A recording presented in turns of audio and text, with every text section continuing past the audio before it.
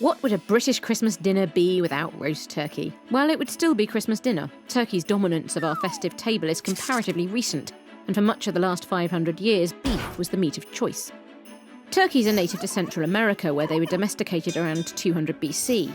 By the time Columbus and his fellow explorers started to discover the delights of indigenous foods, they were eaten far beyond their original pecking grounds and had spread to North America and the Caribbean. From there, the spread of turkey was spectacular. By 1511, every ship leaving the Americas for Spain was ordered to bring back 5 breeding pairs.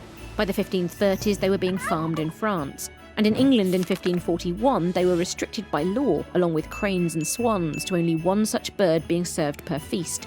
It's not clear exactly where the British got turkeys from. They were imported from America, but they also came in via Turkey, hence the name.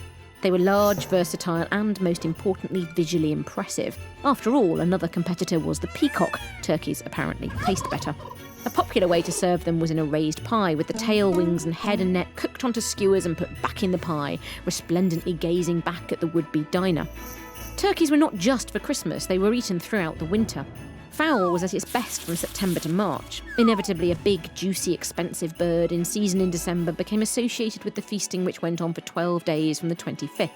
By the 17th century, turkey was well established as one of the key Christmas meats.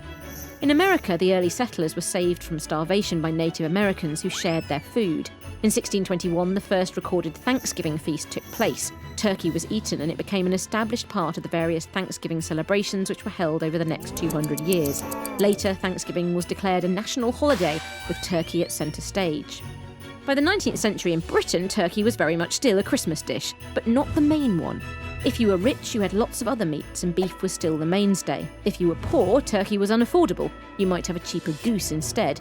That said, in 1861, the quintessential middle-class writer and sometime plagiarist Isabella Beeton declared that a Christmas dinner with the middle classes of this empire would scarcely be a Christmas dinner without its turkey.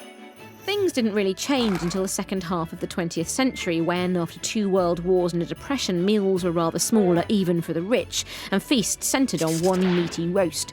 In the 1950s, America cast a glamorous pall over British food, and as we greedily embraced images of golden Thanksgiving turkeys, we turned to them more and more for our own festive fare.